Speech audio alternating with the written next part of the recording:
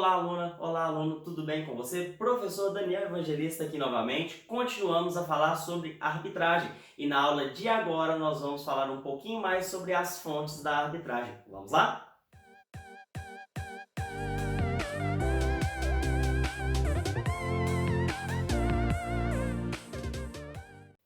Pessoal, é o seguinte, bem simples, aqui nas fontes da arbitragem o que nós estamos analisando é quais serão as regras aplicadas ao procedimento arbitral, ou seja, o que o árbitro vai ter que analisar quando ele for proferir a sua sentença arbitral. É isso que nós vamos estudar a partir de agora. E lembre-se daquele princípio, autonomia da vontade. As partes escolhem o que elas quiserem. Tá? Então essas regras que eu vou mostrar para vocês, isso é o gosto das partes. É como se fosse um self-service, ela vai lá e pega o que ela quiser. Ela pega a fonte que ela quiser, claro, desde que seja ali permitido pela lei de arbitragem. Tranquilo? Seguindo então, começando por essa possibilidade de escolha. O que é isso? Olha só o que o artigo 2º fala para a gente. A arbitragem ela poderá ser de direito ou de equidade, a critério das partes, e isso é muito simples. A arbitragem ela será de direito quando a fonte primária for a lei, e será por equidade quando o ato não estiver vinculado à lei. Como assim, Daniel? Foca aqui em mim.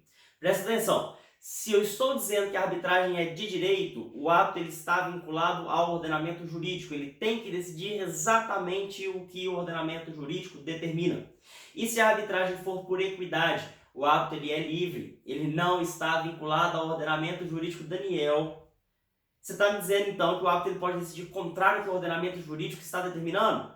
Olha, se as partes escolheram isso no início da arbitragem, pode sim. É critério das partes. Daniel, mas isso é muito errado. Calma, é a parte que escolheu, tá? E nós estamos falando de direito patrimonial disponível. Então a parte ela pode dispor do direito dela. Se ela quis fazer assim, o problema é dela. Não serei eu que vou determinar o que a parte vai fazer ou deixar de fazer. É critério das partes fazer a arbitragem de direito ou por equidade. Tranquilo? Além disso, pelo parágrafo 1º, as partes podem inclusive escolher qual é o ordenamento, as regras que serão aplicadas. Olha só, junto comigo. Poderão as partes escolher livremente as regras de direito que serão aplicadas na arbitragem, desde que não haja violação aos bons costumes e à ordem pública. Vocês vão entender isso comigo, pois a arbitragem, ela, mesmo livre, ela tem que respeitar certos princípios constitucionais, dentre eles a ordem pública. Mas se as partes quiserem, elas podem instituir, por exemplo, uma arbitragem aqui no Brasil, que vai acontecer no idioma espanhol, utilizando ali as normas jurídicas da China, por exemplo. As partes são livres para fazer o que elas quiserem na arbitragem, desde que não seja contrário à ordem pública. Tranquilo? Além disso, as partes, se elas quiserem, elas podem escolher um ordenamento internacional. É o que está escrito lá no parágrafo 2º. Olha, poderão também as partes convencionar que a arbitragem se realize com base nos princípios gerais de direito, nos usos e costumes e nas regras internacionais de comércio. Ou seja, se as partes quiserem, elas escolhem inclusive regras internacionais para a arbitragem.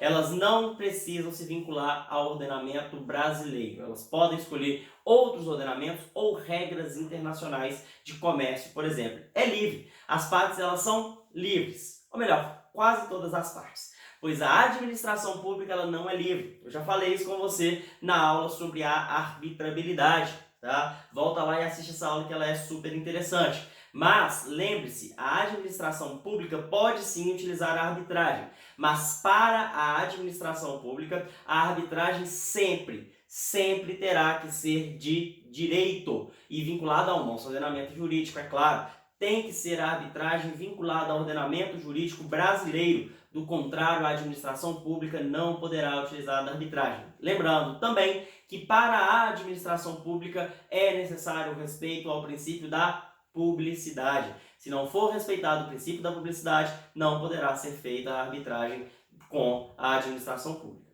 Tranquilo, pessoal? Seguinte, se você gostou, deixe sua curtida, comente aqui embaixo e não esqueça também de se inscrever aqui no canal para continuar recebendo dicas sobre a arbitragem. E eu te espero na nossa próxima aula. Um abraço e até lá!